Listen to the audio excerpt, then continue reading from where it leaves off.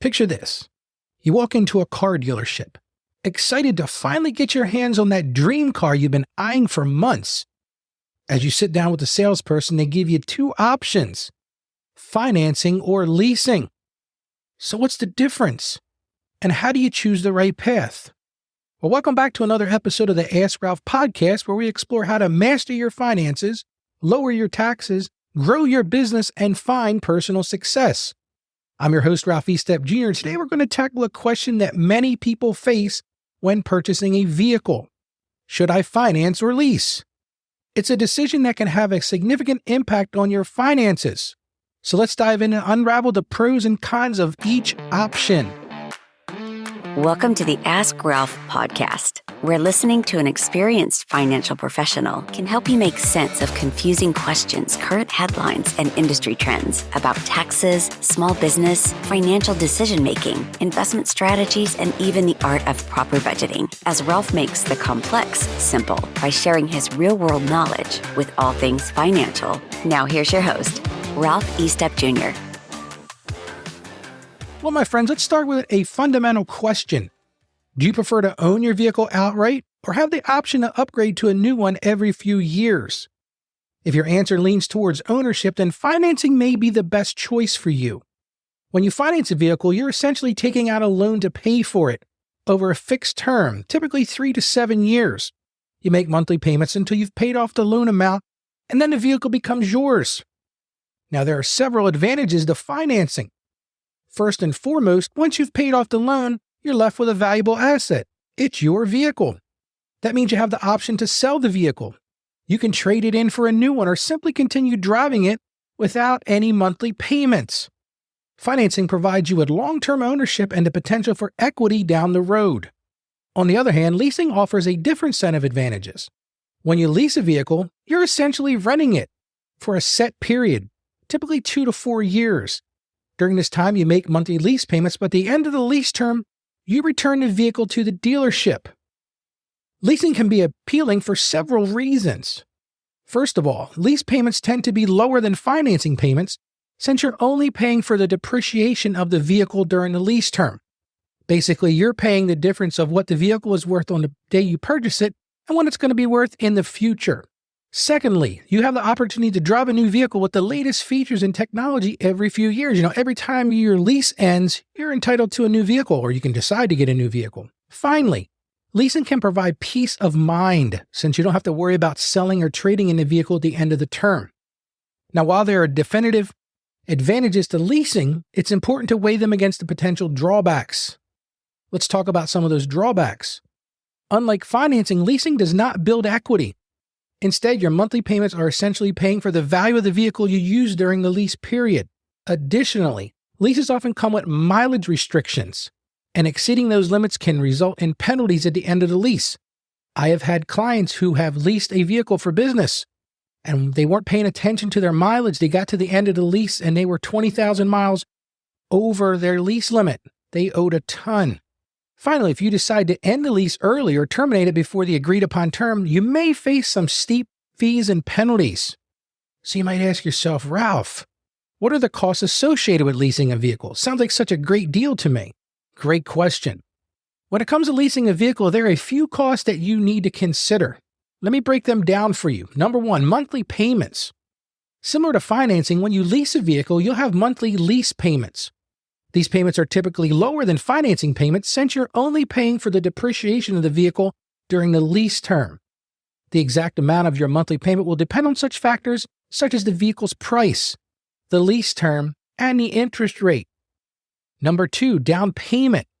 Some leases require a down payment, also known as capitalized cost reduction. This is an upfront payment that reduces the lease amount and therefore lowers your monthly payments.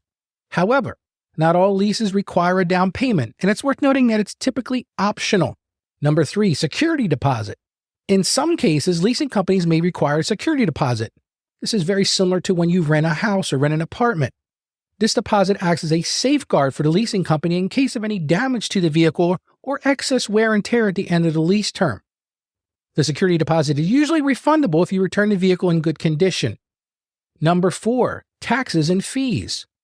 When leasing a vehicle, you'll also be responsible for any applicable taxes and fees. These can include sales tax, registration fees, and documentation fees. These costs vary depending upon your location and the specific terms of your lease, so it's important to check with the dealership or leasing company for an accurate estimate. These are going to be very similar to the situation if you finance the vehicle, but sometimes states will charge a special tax for leasing. Let's move on to number 5, and that's excess mileage charges. Lease agreements often come with mileage restrictions. If you exceed the agreed upon mileage limit during the lease term, you may be subject to excess mileage charges. These charges can vary but are typically calculated per mile and can add up quickly if you go significantly over the allotted miles. It's essential to estimate your annual mileage accurately and consider whether the mileage limit aligns with your driving habits. This is something you want to discuss with the finance manager. There are options. For example, when I've leased vehicles in the past, you can say to them, well, I generally put 10,000 miles on the vehicle, or 12,000 or 15,000. If you go much higher than that, you may be looking at a financing option as being a better choice. Let's move on to number 6, wear and tear charges. At the end of the lease term, you'll need to return the vehicle in good condition. Excessive wear and tear beyond normal use may result in additional charges.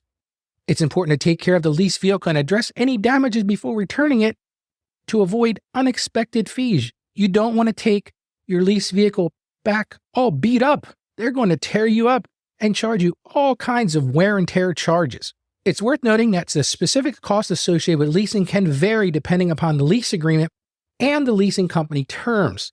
It's also a good idea to carefully review the lease contract and ask any questions you may have before signing. My experience has been many people will go into the finance manager's office and they push a bunch of papers at you and you're so eager and excited to get out of the dealership that you don't read those things. I really encourage you to read them so you know what you're getting into. Remember, leasing can be a great option for those who enjoy driving a new vehicle with lower monthly payments. However, it's essential to consider the cost involved and ensure that they align with your budget and lifestyle. So Ralph, you might be asking, how do you decide which option is best for you? Well, the truth is ultimately it depends on your personal circumstances, priorities, and financial goals. If you value long-term ownership and the potential for equity, financing may be the way to go. If you're one of these people that buys a vehicle and keeps it forever, financing is most definitely going to be your best option. On the other hand, if you prefer driving a new vehicle every few years and want lower monthly payments, leasing may be more suitable. It's crucial to consider factors such as your budget, lifestyle, and long-term plans before making a decision. It's also worth mentioning that the choice between financing and leasing can have tax implications. Now, these tax implications are if you're using it for business, so let's make that a little caveat before we get started on this next discussion. Depending upon your business structure, financing a vehicle may offer tax benefits, such as deducting interest expenses or claiming depreciation. On the other hand, leasing payments are typically fully deductible for business purposes. This is where it becomes essential to consult with a qualified tax professional who can guide you through the intricacies and help you make an informed decision. What I'm saying here, folks, is that if you purchase a vehicle for your business, you may be entitled to what's called bonus depreciation in the year that you buy it, for the full amount potentially of the purchase vehicle cost. Whereas if you lease it, depending upon the type of lease you have, you may be able to only take the monthly payments as a deduction, so that may not be the best tax structure. That's why you want to consult with a qualified tax advisor to make the decision. All right, my friends, we've covered the basics of financing versus leasing when it comes to purchasing a vehicle. Remember, there is no one-size-fits-all answer. It ultimately depends on your goals, priorities, and financial situation. As we wrap up this episode, I want to remind you that the Ask Ralph podcast is here to empower you with the knowledge and tools to master your finances. If you have any questions or topics you'd like us to cover in future episodes, please don't hesitate to visit our podcast page at AskRalphPodcast.com. We'd love to hear from you, so don't forget to leave a review and send us a message. Click on the little microphone icon at the bottom right, and you can even leave us a cool voicemail message. We'd love to hear from our listeners.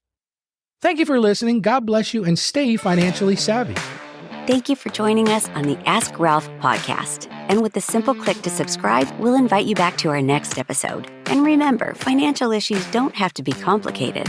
Just ask Ralph. The information contained in this episode of Ask Ralph is based on data available as of the date of its release. Saggio Accounting Plus and Ask Ralph Media, Inc. is under no obligation to update this content if changes occur. Applying this information to your specific situation requires careful consideration of all facts and circumstances, and any information provided is not to be considered as financial, tax, or legal advice. Please consult your tax advisor or attorney before acting on any material covered.